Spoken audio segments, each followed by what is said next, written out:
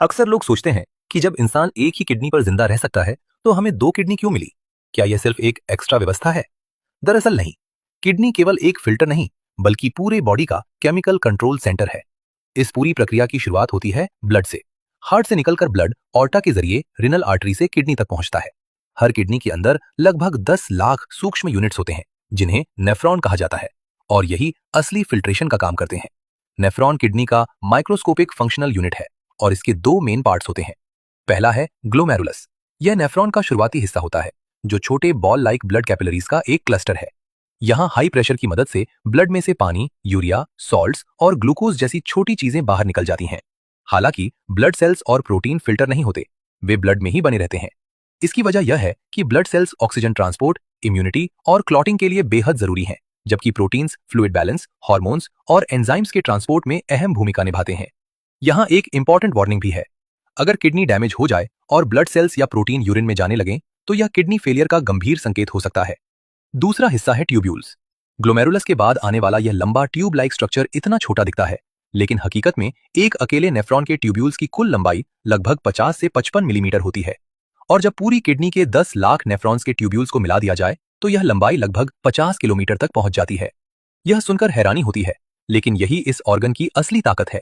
यह स्ट्रक्चर दो काम करता है, रीअब्जॉर्प्शन और सिक्रीशन। इस चरण में बॉडी के काम की चीजें जैसे ग्लूकोज, जरूरी सॉल्ट्स और एक्स्ट्रा पानी वापस ब्लड में भेज दिए जाते हैं।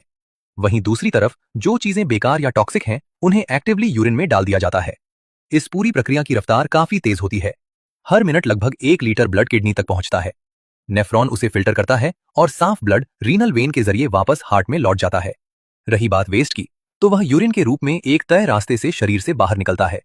नेफ्रॉन से निकलकर यूरिन पहले कलेक्टिंग डक्ट्स में जाता है, फिर रीनल पेल्विस में जमा होता है।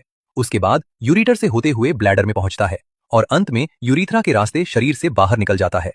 यह प्रक्रिया 24 घंटे नॉन स्टॉप चलती है और किडनी सिर्फ फिल्टर नहीं बल्कि पूरे बॉडी का साइलेंट मैनेजर है।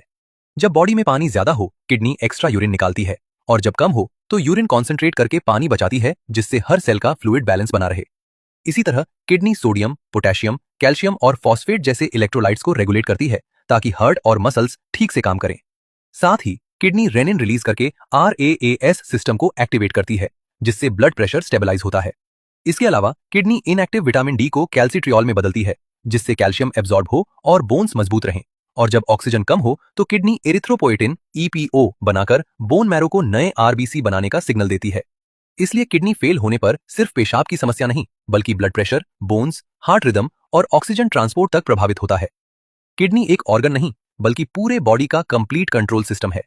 जब किडनी ठीक से काम नहीं करती तो ब्लड में यूरिया और क्रिएटिनिन जैसे वेस्ट जमा होने लगते हैं, शरीर में सूजन आने लगती है, थकान बढ़ जाती है, ब्लड प्रेशर अनकंट्रोल्ड हो सकता है, सांस फूल सकती है, हड्डियां कमजोर हो सकती हैं और गंभीर स्थिति में डायलिसिस या ट्रांसप्लांट की जरूरत पड़ सकती है। इसलिए किडनी की सुरक्षा जरूरी है। पर्याप्त पानी पिएं, नमक कम लें, ब्लड प्रेशर और शुगर कंट्रोल में रखें, बिना जरूरत पेन किलर दवाइयां न लें, नियमित एक्सरसाइज करें और समय समय पर ब्लड और यूरिन टेस्ट कराते रहें। एक किडनी जीवन दे सकती है, लेकिन दो किडनी लंबे समय तक स्टेबल और हेल्दी जीवन देती हैं।